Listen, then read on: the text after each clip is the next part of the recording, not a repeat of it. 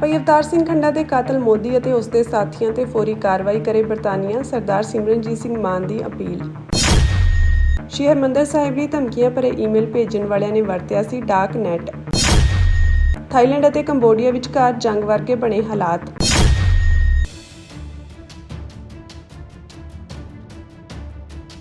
ਸ਼੍ਰੋਮਣੀ ਅਕਾਲੀ ਦਲ ਅੰਮ੍ਰਿਤਸਰ ਪ੍ਰਧਾਨ ਸਰਦਾਰ ਸਿਮਰਨਜੀਤ ਸਿੰਘ ਮਾਨ ਨੇ ਬਰਤਾਨੀਆ ਨੂੰ ਭਾਈ ਅਵਤਾਰ ਸਿੰਘ ਖੰਡਾ ਦੇ ਕਤਲ ਕੇਸ ਵਿੱਚ ਕਾਤਲ ਮੋਦੀ ਅਤੇ ਉਸ ਦੇ ਸਾਥੀਆਂ ਵਿਰੁੱਧ ਫੌਰੀ ਕਾਰਵਾਈ ਦੀ ਅਪੀਲ ਕੀਤੀ ਹੈ। ਉਨ੍ਹਾਂ ਕਿਹਾ ਕਿ ਜਦੋਂ ਸੰਸਾਰ ਦੇ ਅਤੇ ਬਰਤਾਨੀਆ ਦੇ ਮਸ਼ਹੂਰ ਅਖਬਾਰ ਦ ਗਾਰਡੀਅਨ ਨੇ ਸਬੂਤਾਂ ਸਮੇਤ ਭਾਈ ਅਵਤਾਰ ਸਿੰਘ ਖੰਡਾ ਦੇ ਹੋਏ ਸਾਜ਼ਿਸ਼ੀ ਕਤਲ ਦੇ ਸੱਚ ਨੂੰ ਪ੍ਰਕਾਸ਼ਿਤ ਕਰਕੇ ਪ੍ਰਤੱਖ ਕਰ ਦਿੱਤਾ ਹੈ ਕਿ ਇਸ ਕਤਲ ਵਿੱਚ ਨਰਿੰਦਰ ਮੋਦੀ, ਵਜ਼ੀਰ-ਏ-ਆਜ਼ਮ ਇੰਡੀਆ, ਗ੍ਰਹਿ ਵਜ਼ੀਰ ਅਮਿਤ ਸ਼ਾਹ, ਵਿਦੇਸ਼ ਮੰਤਰੀ ਜੈ ਸ਼ੰਕਰ, ਰੱਖਿਆ ਵਜ਼ੀਰ ਰਾਜਨਾਥ ਸਿੰਘ, ਕੌਮੀ ਸੁਰੱਖਿਆ ਸਲਾਹਕਾਰ ਅਜੀਤ ਡੋਵਾਲ, ਰਾਹ ਮੁਖੀ ਰਵੀ ਸਿਨਹਾ ਅਤੇ ਸਾਬਕਾ ਰਾਹ ਮੁਖੀ ਸ਼ਮੰਤ ਗੋਇਲ ਜੁੰਡਲੀ ਸ਼ਾਮਿਲ ਹੈ। ਤਾਂ ਹੁਣ ਮੋਦੀ ਜੋ 2 ਦਿਨ ਦੇ ਬਰਤਾਨੀਆ ਦੌਰੇ ਤੇ ਗਏ ਹਨ ਤਾਂ ਬਰਤਾਨੀਆ ਹਕੂਮਤ ਨੂੰ ਫੌਰੀ ਆਪਣੇ ਕਾਨੂੰਨ ਅਨੁਸਾਰ ਅਮਲ ਕਰਦੇ ਹੋਏ ਉਸੇ ਤਰ੍ਹਾਂ ਦਾ ਅਮਲ ਕਰਨਾ ਚਾਹੀਦਾ ਹੈ ਜਿਵੇਂ 1998 ਵਿੱਚ ਚਿਲੀ ਵਿਖੇ ਉੱਥੋਂ ਦੇ ਜਾਬਰ ਜਨਰਲ ਅਗਸਟੋ ਪਿਨੋਚੈਟ ਵੱਲੋਂ ਮਨੁੱਖੀ ਅਧਿਕਾਰਾਂ ਦਾ ਉਲੰਘਣ ਕਰਕੇ ਕਤਲੇਆਮ ਕੀਤਾ ਗਿਆ ਸੀ। ਤਾਂ ਉਸ ਨੂੰ ਬਰਤਾਨੀਆ ਹਕੂਮਤ ਨੇ 2000 ਵਿੱਚ ਲੰਡਨ ਆਉਣ ਤੇ 1.5 ਸਾਲ ਦੇ ਸਮੇਂ ਲਈ ਗ੍ਰਿਫਤਾਰ ਕਰਨ ਉਪਰੰਤ ਸਜ਼ਾ ਦਿੰਦੇ ਹੋਏ ਫਿਰ ਰਿਹਾ ਕੀਤਾ ਸੀ। ਉਨ੍ਹਾਂ ਕਿਹਾ ਕਿ ਮੋਦੀ ਨੇ ਸਾਲ 2002 ਵਿੱਚ ਗੁਜਰਾਤ ਦੇ ਮੁੱਖ ਮੰਤਰੀ ਹੁੰਦੇ ਹੋਏ 2000 ਤੋਂ ਵੱਧ ਮੁਸਲਮਾਨਾਂ ਦਾ ਕਤਲੇਆਮ ਕੀਤਾ ਸੀ। ਉਸ ਸਮੇਂ ਅਮਰੀਕਾ ਤੇ ਬਰਤਾਨੀਆ ਨੇ ਇਸ ਕੀਤੇ ਗਏ ਕਤਲੇਆਮ ਦੀ ਬਦੌਲਤ ਮੋਦੀ ਦੇ ਦੋਵਾਂ ਮੁਲਕਾਂ ਦੇ ਵੀਜ਼ੇ ਦੇਣੇ ਬੰਦ ਕਰ ਦਿੱਤੇ ਸਨ। ਸਰਦਾਰ ਸਿਮਰਨਜੀਤ ਸਿੰਘ ਮਾਨ ਨੇ ਕਿਹਾ ਕਿ ਮੋਦੀ ਵਿਰੁੱਧ ਕਾਰਵਾਈ ਇਸ ਲਈ ਵੀ ਜ਼ਰੂਰੀ ਹੈ ਕਿ ਇਹਨਾਂ ਨੇ ਬਰਤਾਨੀਆ ਦੀ ਪ੍ਰਭੂਸੱਤਾ ਨੂੰ ਵੀ ਚੁਣੌਤੀ ਦਿੱਤੀ ਸੀ। ਬਰਤਾਨੀਆ ਇੱਕ ਅਜਿਹਾ ਮੁਲਕ ਹੈ ਜਿੱਥੇ ਮਨੁੱਖੀ ਅਧਿਕਾਰਾਂ ਨੂੰ ਹਰ ਕੀਮਤ ਤੇ ਕਾਇਮ ਰੱਖਿਆ ਜਾਂਦਾ ਹੈ ਅਤੇ ਉਲੰਘਣਾ ਕਰਨ ਵਾਲੇ ਨੂੰ ਕਾਨੂੰਨ ਅਨੁਸਾਰ ਸਜ਼ਾ ਦਿੱਤੀ ਜਾਂਦੀ ਹੈ। ਦੂਜਾ, ਮੋਦੀ ਵੱਲੋਂ ਮਨੁੱਖਤਾ ਦੇ ਕੀਤੇ ਗਏ ਕਤਲੇਆਮ ਦੀ ਬਦੌਲਤ ਕੈਨੇਡਾ ਦੇ ਰਹਿ ਚੁੱਕੇ ਵਜ਼ੀਰ-ਏ-ਆਜ਼ਮ ਮਿਸਟਰ ਜਸਟਿਨ ਟਰੂਡੋ ਨੇ ਕੈਨੇਡਾ ਦੀ ਪਾਰਲੀਮੈਂਟ ਓਟਾਵਾ ਵਿਖੇ ਇਸ ਹੋਏ ਕਤਲੇਆਮ ਦਾ ਜ਼ਿਕਰ ਕਰਦੇ ਹੋਏ ਇਹਨਾਂ ਨੂੰ ਦੋਸ਼ੀ ਠਹਿਰਾਇਆ ਸੀ। ਇਸੇ ਤਰ੍ਹਾਂ ਅਮਰੀਕਾ ਵਿੱਚ ਸਰਦਾਰ ਗੁਰਪਤਵੰਤ ਸਿੰਘ ਪੰਨੂ ਨੂੰ ਕਤਲ ਕਰਨ ਦੀ ਜੋ ਸਾਜ਼ਿਸ਼ ਰਚੀ ਗਈ ਸੀ ਅਤੇ ਜਿਸ ਨੂੰ ਅਮਰੀਕਾ ਦੀ FBI ਨੇ ਅਸਫਲ ਬਣਾ ਦਿੱਤਾ ਸੀ, ਇਸ ਸੰਬੰਧੀ ਅਮਰੀਕਾ ਵੀ ਦੁਨੀਆ ਵਿੱਚ ਖੁੱਲ੍ਹ ਕੇ ਦੱਸ ਚੁੱਕਿਆ ਕਿ ਮੋਦੀ ਅਤੇ ਉਸ ਦੀ ਚੰਡਾਲ ਚੌਂਕੜੀ ਨਿਰਦੋਸ਼ ਸਿੱਖਾਂ ਦੇ ਕਾਤਲ ਹਨ। ਉਨ੍ਹਾਂ ਕਿਹਾ ਕਿ ਫਿਰ ਕਾਨੂੰਨ ਦਾ ਰਾਜ ਪ੍ਰਿੰਸੀਪਲਸ ਆਫ ਨੈਚੁਰਲ ਜਸਟਿਸ ਦੇ ਕਾਨੂੰਨ ਤੇ ਨਿਯਮ ਵੀ ਇਸ ਗੱਲ ਦਾ ਆਦੇਸ਼ ਦਿੰਦੇ ਹਨ ਕਿ ਅਜਿਹੇ ਮਨੁੱਖਤਾ ਦੇ ਕਾਤਲਾਂ ਵਿਰੁੱਧ ਕਾਨੂੰਨ ਅਨੁਸਾਰ ਫੌਰੀ ਅਮਲ ਹੋਵੇ ਅਤੇ ਸੀਮਿਤ ਸਮੇਂ ਵਿੱਚ ਉਨ੍ਹਾਂ ਨੂੰ ਕੌਮਾਂਤਰੀ ਕਾਨੂੰਨਾਂ ਅਨੁਸਾਰ ਬਣਦੀ ਸਜ਼ਾ ਮਿਲੇ। ਸਰਦਾਰ ਸਿਮਰਨਜੀਤ ਸਿੰਘ ਮਾਨ ਨੇ ਬਰਤਾਨੀਆ ਦੇ ਸਿੱਖਾਂ ਨੂੰ ਅਪੀਲ ਕਰਦੇ ਹੋਏ ਕਿਹਾ ਕਿ ਉਹ ਕੌਮਾਂਤਰੀ ਕਾਨੂੰਨਾਂ ਨਿਯਮਾਂ ਦੀ ਦੇਖ-ਰੇਖ ਹੇਠ ਮੋਦੀ ਵਰਗੇ ਘੱਟ ਗਿਣਤੀ ਕੌਮ ਦੇ ਕਾਤਲ ਨੂੰ ਬਰਤਾਨੀਆ ਦੇ ਕਾਨੂੰਨ ਅਨੁਸਾਰ ਬਣਦੀ ਸਜ਼ਾ ਦਿਵਾਉਣ ਲਈ ਅਮਨਮਈ ਢੰਗਾਂ ਰਾਹੀਂ ਰੋਸ ਮੁਜ਼ਾਹਰੇ ਕਰਦੇ ਹੋਏ ਬਰਤਾਨੀਆ ਵਿੱਚ ਅਤੇ ਸੰਸਾਰ ਵਿੱਚ ਸਿੱਖਾਂ ਦੇ ਇਸ ਕਾਤਲ ਨੂੰ ਅਤੇ ਚੰਡਾਲ ਚੌਂਕੜੀ ਨੂੰ ਸਜ਼ਾ ਦਿਵਾਉਣ ਲਈ ਆਪਣੀਆਂ ਇਨਸਾਨੀਅਤ ਪੱਖੀ ਤੇ ਕੌਮ ਪੱਖੀ ਜ਼ਿੰਮੇਵਾਰੀਆਂ ਨੂੰ ਪੂਰਨ ਕਰਨ। ਉਨ੍ਹਾਂ ਇਹ ਉਮੀਦ ਵੀ ਪ੍ਰਗਟ ਕੀਤੀ ਕਿ ਬਰਤਾਨੀਆ ਹਕੂਮਤ ਜੋ ਮਨੁੱਖੀ ਅਧਿਕਾਰਾਂ ਦੀ ਰਾਖੀ ਕਰਨ ਵਿੱਚ ਅੱਵਲ ਹੈ, ਉਹ ਸਰਕਾਰ ਘੱਟ ਗਿਣਤੀ ਸਿੱਖ ਕੌਮ ਦੇ ਕਾਤਲ ਮੋਦੀ ਨੂੰ ਲੰਡਨ ਪਹੁੰਚਣ ਤੇ ਕੌਮਾਂਤਰੀ ਕਾਨੂੰਨਾਂ ਅਨੁਸਾਰ ਇਸ ਵੱਡੇ ਅਪਰਾਧ ਅਧੀਨ ਗ੍ਰਿਫਤਾਰ ਵੀ ਕਰੇਗੀ ਅਤੇ ਕੌਮਾਂਤਰੀ ਕਾਨੂੰਨਾਂ ਅਨੁਸਾਰ ਅਗਲੇਰੀ ਕਾਰਵਾਈ ਕਰਕੇ ਸਿੱਖ ਕੌਮ ਨੂੰ ਇਨਸਾਫ ਦਿਵਾਉਣ ਵਿੱਚ ਅਹਿਮ ਭੂਮਿਕਾ ਵੀ ਨਿਭਾਏਗੀ।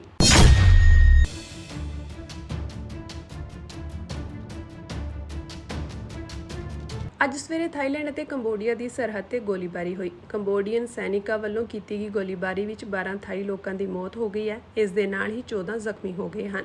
ਥਾਈਲੈਂਡ ਨੇ ਕੰਬੋਡੀਆ ਦੇ ਫੌਜੀ ਠਿਕਾਣਿਆਂ ਤੇ ਹਵਾਈ ਹਮਲੇ ਕਰਕੇ ਜਵਾਬ ਦਿੱਤਾ ਹੈ। ਦੋਵਾਂ ਦੇਸ਼ਾਂ ਨੇ ਇੱਕ ਦੂਜੇ ਤੇ ਪਹਿਲਾਂ ਹਮਲਾ ਕਰਨ ਦਾ ਦੋਸ਼ ਲਗਾਇਆ। ਕੰਬੋਡੀਆ ਦੇ ਵਿਦੇਸ਼ ਮੰਤਰਾਲੇ ਨੇ ਥਾਈ ਫੌਜਾਂ ਤੇ ਸਵੇਰੇ ਗੋਲੀਬਾਰੀ ਕਰਨ ਦਾ ਦੋਸ਼ ਲਗਾਇਆ, ਜਦੋਂ ਕਿ ਥਾਈ ਫੌਜ ਨੇ ਕਿਹਾ ਕਿ ਕੰਬੋਡੀਆ ਨੇ ਪਹਿਲਾਂ ਡਰੋਨਾਂ ਨਾਲ ਅਤੇ ਫਿਰ ਤੋਪਖਾਨੇ ਨਾਲ ਅਤੇ ਲੰਬੀ ਦੂਰੀ ਦੇ BM-21 ਰੌਕੇਟ ਨਾਲ ਹਮਲਾ ਕੀਤਾ। ਹਮਲੇ ਦੇ ਮੱਦੇਨਜ਼ਰ ਥਾਈਲੈਂਡ ਨੇ ਸਰਹੱਦ ਤੇ F-16 ਲੜਾਕੂ ਜਹਾਜ਼ ਤੈਨਾਤ ਕਰ ਦਿੱਤੇ ਹਨ। ਦੱਸ ਦਈਏ ਕਿ ਇਸ ਸਾਲ 28 ਮਈ ਨੂੰ ਸਰਹੱਦ ਤੇ ਦੋਵਾਂ ਦੇਸ਼ਾਂ ਦੀਆਂ ਫੌਜਾਂ ਵਿਚਕਾਰ ਝੜਪ ਹੋਈ ਸੀ, ਜਿਸ ਵਿੱਚ ਇੱਕ ਕੰਬੋਡੀਅਨ ਸੈਨਿਕ ਮਾਰਿਆ ਗਿਆ ਸੀ। ਉਦੋਂ ਤੋਂ ਹੀ ਦੋਵਾਂ ਦੇਸ਼ਾਂ ਵਿਚਕਾਰ ਵਿਵਾਦ ਜਾਰੀ ਹੈ। ਇਸ ਵਿਵਾਦ ਕਾਰਨ ਇੰਡੋਨੇਸ਼ੀਆ ਦੇ ਪ੍ਰਧਾਨ ਮੰਤਰੀ ਨੂੰ ਵੀ ਅਹੁਦੇ ਤੋਂ ਹਟਾ ਦਿੱਤਾ ਗਿਆ ਸੀ।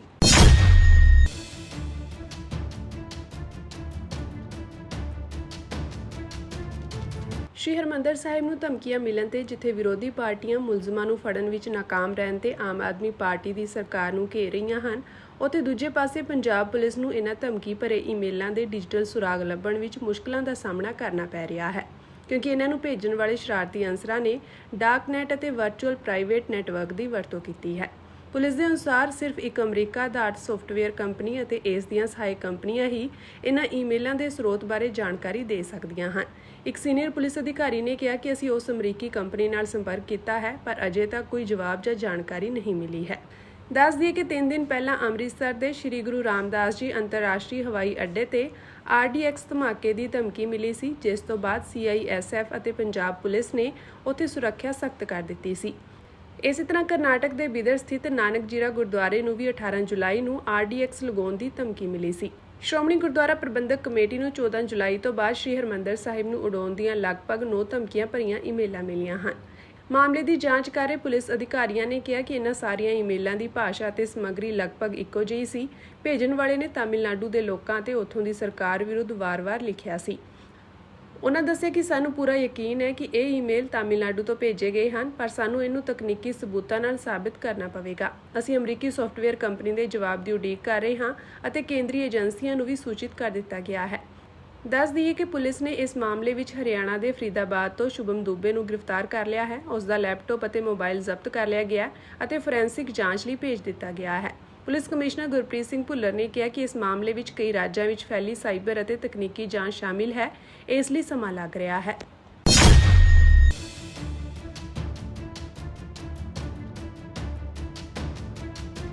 ਰੂਸ ਵਿੱਚ ਇੱਕ ਯਾਤਰੀ ਜਹਾਜ਼ ਦੇ ਹਾਦਸਾਗ੍ਰਸਤ ਹੋਣ ਦੀ ਖਬਰ ਹੈ। ਇਸ ਹਾਦਸੇ ਵਿੱਚ ਸਾਰੇ ਯਾਤਰੀਆਂ ਦੀ ਮੌਤ ਹੋ ਗਈ ਹੈ। ਇਸ ਜਹਾਜ਼ ਵਿੱਚ ਚਾਲਕ ਦਲ ਦੇ ਮੈਂਬਰਾਂ ਸਮੇਤ ਲਗਭਗ 50 ਲੋਕ ਸਵਾਰ ਸਨ। ਇਸ ਤੋਂ ਪਹਿਲਾਂ ਇਸ ਜਹਾਜ਼ ਦਾ ATS ਯਾਨੀ 에ਅਰ ਟ੍ਰੈਫਿਕ ਕੰਟਰੋਲਰ ਨਾਲੋਂ ਸੰਪਰਕ ਟੁੱਟਣ ਦੀ ਗੱਲ ਆ ਰਹੀ ਸੀ, ਪਰ ਹੁਣ ਇਹ ਸਪਸ਼ਟ ਹੋ ਗਿਆ ਹੈ ਕਿ ਇਹ ਜਹਾਜ਼ ਹਾਦਸੇ ਦਾ ਸ਼ਿਕਾਰ ਹੋ ਗਿਆ ਹੈ। ਇਹ ਹਾਦਸਾ ਚੀਨ ਦੀ ਸਰਹੱਦ ਦੇ ਨੇੜੇ ਅਮੂਰ ਖੇਤਰ ਵਿੱਚ ਹੋਇਆ ਹੈ। ਪ੍ਰਾਪਤ ਜਾਣਕਾਰੀ ਅਨੁਸਾਰ ਇਹ ਜਹਾਜ਼ ਬਲਾਗੋ ਵੇਸਟੇਂਸਕ ਤੋਂ ਟਿੰਡਾ ਤੱਕ ਲਗਭਗ 570 ਕਿਲੋਮੀਟਰ ਦੀ ਉਡਾਨ ਤੇ ਸੀ।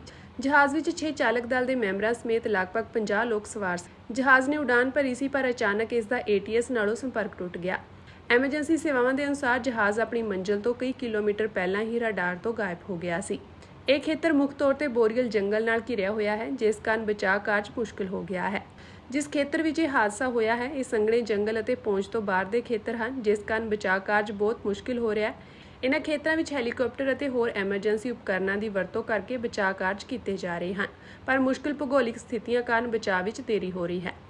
ਹੁਣ ਤੱਕ ਉਪਲਬਧ ਜਾਣਕਾਰੀ ਅਨੁਸਾਰ ਖੋਜ ਅਤੇ ਬਚਾਅ ਕਾਰਜ ਜਾਰੀ ਹਨ। ਹਾਦਸੇ ਦੇ ਕਾਰਨਾਂ ਦੀ ਜਾਂਚ ਸ਼ੁਰੂ ਕਰ ਦਿੱਤੀ ਗਈ ਹੈ, ਪਰ ਅਜੇ ਤੱਕ ਕੋਈ ਲਾਸ਼ ਜਾਂ ਜਹਾਜ਼ ਦੇ ਅਵਸ਼ੇਸ਼ ਨਹੀਂ ਮਿਲੇ ਹਨ। ਰੂਸ ਦੇ ਸਿਵਲ ਐਵੀਏਸ਼ਨ ਵਿਭਾਗ ਦੀ ਇੱਕ ਟੀਮ ਵੀ ਹਾਦਸੇ ਦੇ ਕਾਰਨਾਂ ਦਾ ਪਤਾ ਲਗਾਉਣ ਲਈ ਮੌਕੇ ਤੇ ਪਹੁੰਚ ਗਈ ਹੈ। ਤੇ ਜਦੋਂ ਇਹਨਾਂ ਦੀ ਤਲਾਸ਼ੀ ਲੈ ਕੇ ਰਿਕਵਰੀ ਕੀਤੀ ਗਈ ਤੇ 45 ਬੋਰ ਦਾ ਇੱਕ ਪਿਸਟਲ ਮਿਲਿਆ।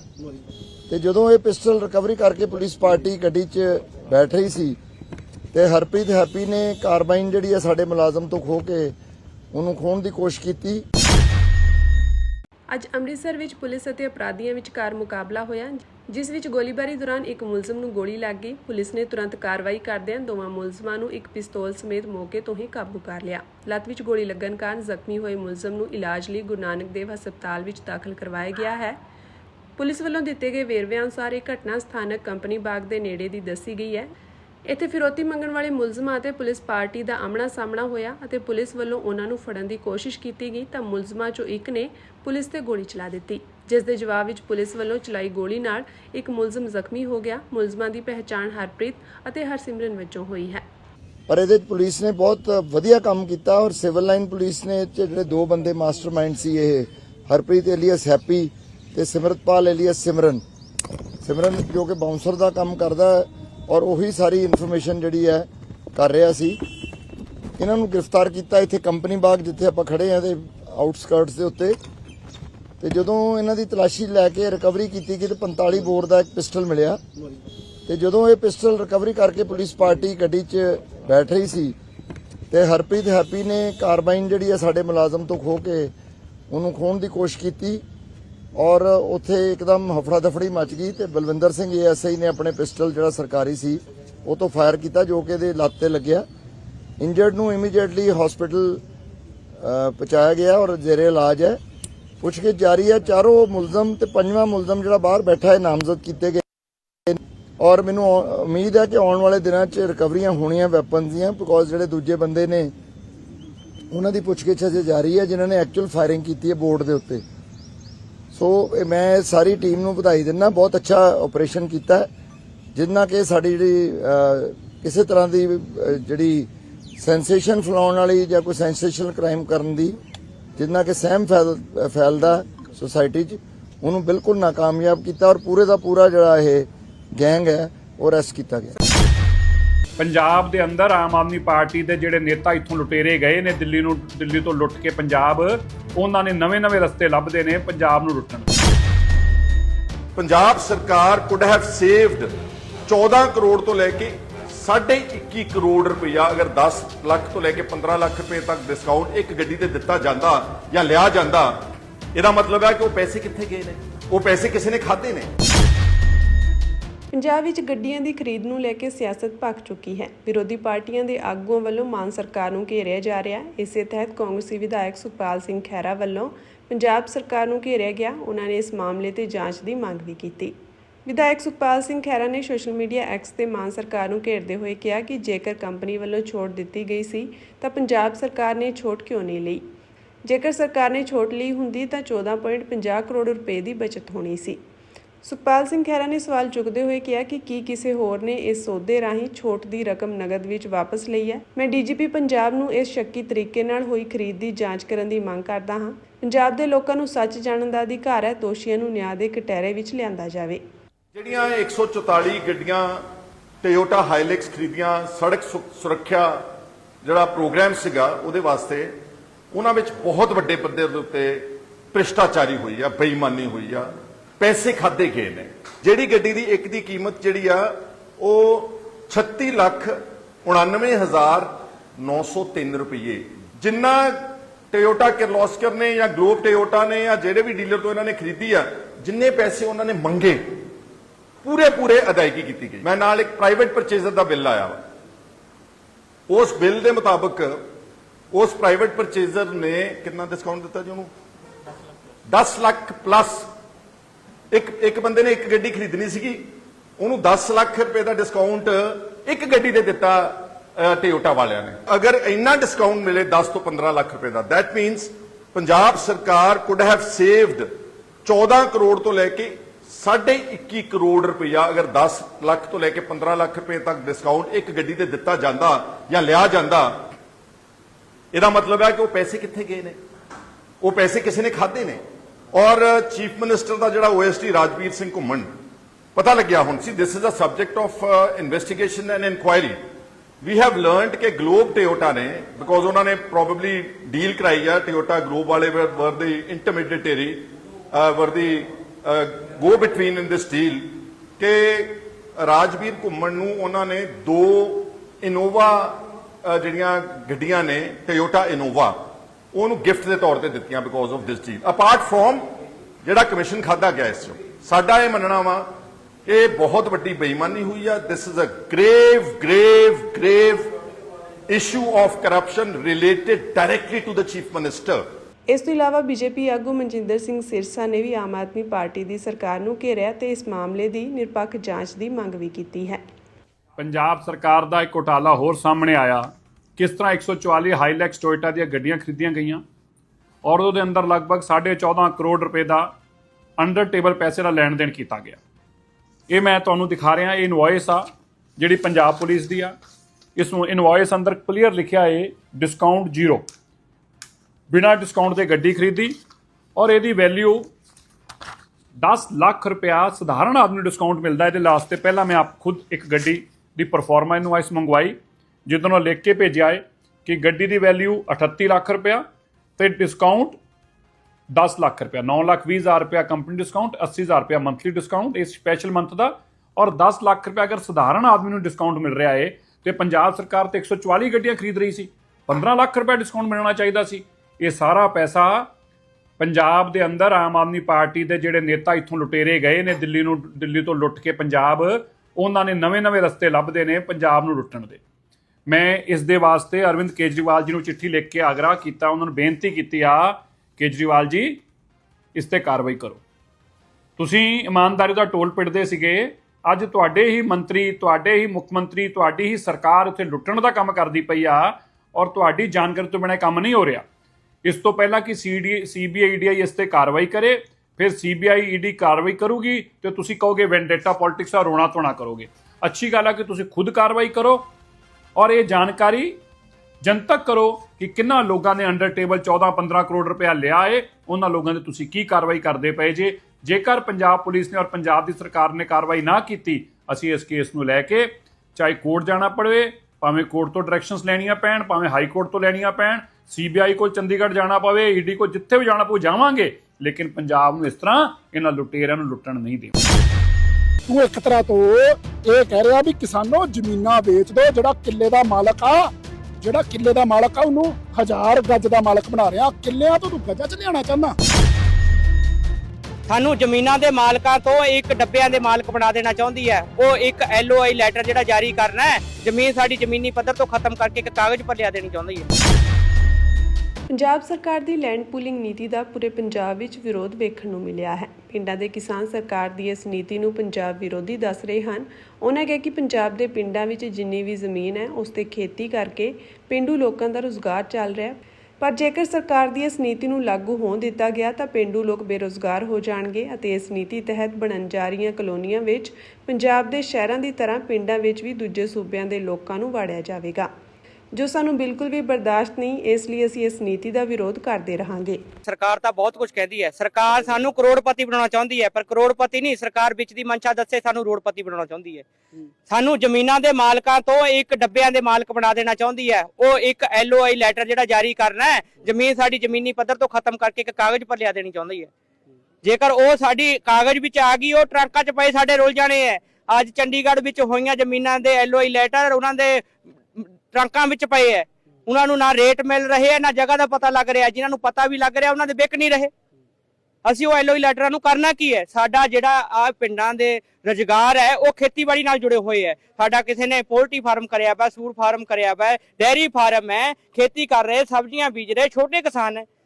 ਸਾਡੇ ਵਿੱਚ ਇਹਦੇ ਵਿੱਚ ਜੀਵਨ ਦਾ ਨਿਰਵਾਹ ਇਸ ਜ਼ਮੀਨ ਪਰ ਚੱਲ ਰਿਹਾ ਹੈ। ਅਸੀਂ 1000 ਗਜ ਵਿੱਚ ਜੀਵਨ ਦਾ ਨਿਰਵਾਹ ਕਿੱਕਣਾ ਕਰ ਲਾਂਗੇ? ਇਹੀ ਗੱਲ ਅਸੀਂ ਉੱਥੇ ਵੀ ਰੱਖੀ ਤੀ ਵੀ ਜਿਨ੍ਹਾਂ ਦਾ ਹੁਣ ਡੈਰੀ ਫਾਰਮ ਔਰ ਸੂਰ ਫਾਰਮ ਹੈ, ਸਾਨੂੰ ਜਿਹੜੀ ਕੰਪਨੀ ਦੇ ਬੰਦੇ ਆਏ ਤੇ ਨੁਮਾਇੰਦੇ ਆਏ ਤੇ ਉਹਨਾਂ ਨੇ ਇਹ ਗੱਲ ਕਹੀ ਜੀ ਤੁਹਾਡੇ ਫਾਰਮ ਤਾਂ ਤੁਸੀਂ ਡੰਗਰ ਤਾਂ 10 ਰੱਖੇ ਹੋਏ ਹੈ, ਮੀਟਰ ਤੁਹਾਡਾ ਕਮਰਸ਼ੀਅਲ ਨਹੀਂ ਹੈ, ਡੈਰੀ ਫਾਰਮ ਦਾ ਤੁਹਾਡਾ ਕੋਈ ਨਾਮ ਨਹੀਂ ਹੈ, ਤੁਸੀਂ ਡੈਰੀ ਫਾਰਮ ਦਾ ਕੋਰਸ ਨਹੀਂ ਕਰਿਆ। ਕਿ ਸਾਰੇ ਜਿਹੜੇ ਜ਼ਿਮੀਂਦਾਰ ਬੈਠੇ ਇਹਨਾਂ ਡੈਰੀ ਫਾਰਮ ਦੇ ਕੋਰਸ ਕਰੇ ਹੋਏ? ਜ਼ਿਮੀਂਦਾਰ ਦੇ ਘਰ ਦੇ ਵਿੱਚ ਡੰਗਰ ਖੜੇ ਦਿਖਦੇ, ਇਹ ਸਬੂਤ ਨਹੀਂ ਦਿੰਦੇ ਉਹ ਡੈਰੀ ਫਾਰਮ ਹੈ।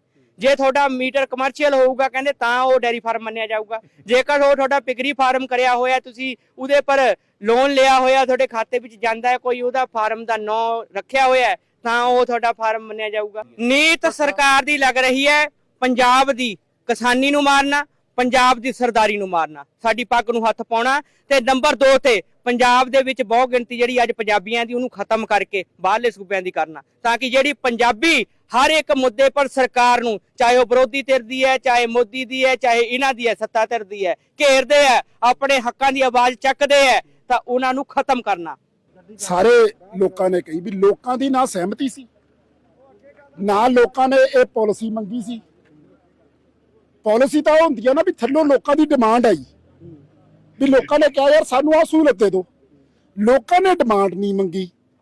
ਲੋਕਾਂ ਦੀ ਕੋਈ ਇਹਨਾਂ ਦੇ ਮੈਨੀਫੈਸਟੋ 'ਚ ਨਹੀਂ ਲਿਖੀ ਹੋਈ ਸੀ। ਇਹ ਮੈਨੀਫੈਸਟੋ 'ਚ ਲਿਖ ਲੈਂਦੇ। ਇਹ ਤਾਂ ਬੇਸਿਕਲੀ ਭਗਵੰਤ ਮਾਨ ਨੇ ਆਪਣੇ ਉਹ ਕਹਿੰਦੇ ਨਾ ਡੈਥ ਵਾਰੰਟ ਤੇ ਸਾਈਨ ਕੀਤੇ ਆ। ਰਾਜਨੀਤਿਕ ਡੈਥ, ਅਗਰ ਕਿਸੇ ਬੰਦੇ ਦੀ ਸਿਆਸੀ ਅੱਜ ਡੈਥ ਹੋਈ ਆ ਨਾ, ਇਹ ਸਾਰੀ ਚੀਜ਼ ਦੇ ਵਿੱਚ ਜਦੋਂ ਅਸੀਂ ਸਿਆਸਤ ਦੀ ਗੱਲ ਕਰਦੇ ਆ, ਉਹ ਭਗਵੰਤ ਮਾਨ ਨੂੰ ਦਿੱਲੀ ਵਾਲੇ ਨੇ ਟੰਗਤਾ ਵੀ ਲੈ ਵੀ ਤੂੰ ਪਾਪੂਲਰ ਆ ਲੈ ਵੀ ਭਗਵੰਤ ਮਾਨਾ ਤੂੰ ਕਿਸਾਨਾਂ ਦਾ ਪੁੱਤ ਆ ਤੇਰੇ ਤੇ ਡੈਥ ਵਾਰੰਟ, ਕਿਸਾਨਾਂ ਤੋਂ ਹੀ ਤੇਰੇ ਜੁੱਤੀਆਂ ਮਰਾਵਾਂਗੇ। ਮਨੀਸ਼ ਸਿਸੋਦੀਆ ਨੂੰ ਕਿਹੜਾ ਫੜ ਲੂ? ਇੱਥੇ ਸਿੰਦਰਜੀਤ ਨੂੰ ਕਿਹੜਾ ਫੜ ਲੂ? ਲੋਕਾਂ ਨੇ ਤਾਂ ਭਗਵੰਤ ਮਾਨ ਫੜਨਾ, ਜਿਹੜਾ ਪਿੰਡਾਂ 'ਚ ਆ ਕੇ ਕਹਿੰਦਾ ਸੀ ਪਿੰਡਾਂ ਦਾ ਵਾਂ, ਪਿੰਡਾਂ ਵਾਲਾ ਵਾਂ, ਪਿੰਡਾਂ ਦੇ ਸਕੂਲਾਂ 'ਚ ਪੜ੍ਹਿਆ ਵਾਂ, ਮਾਸਟਰ ਦਾ ਪੁੱਤ, ਕਿਸਾਨਾਂ ਦਾ ਪੁੱਤ। ਅੱਜ ਤੂੰ ਕਿਸਾਨਾਂ ਨੂੰ ਪੈ ਗਿਆ। ਤੂੰ ਇੱਕ ਤਰ੍ਹਾਂ ਤੋਂ ਇਹ ਕਹਿ ਰਿਹਾ ਵੀ ਕਿਸਾਨੋ ਜ਼ਮੀਨਾਂ ਵੇਚ ਦਿਓ, ਜਿਹੜਾ ਕਿੱਲੇ ਦਾ ਮਾਲਕ ਆ ਉਹਨੂੰ 1000 ਗੱਜ ਦਾ ਮਾਲਕ ਬਣਾ ਰਿਹਾ, ਕਿੱਲਿਆਂ ਤੋਂ ਤੂੰ ਗੱਜਾਂ 'ਚ ਲਿਆਉਣਾ ਚਾਹੁੰਦਾ।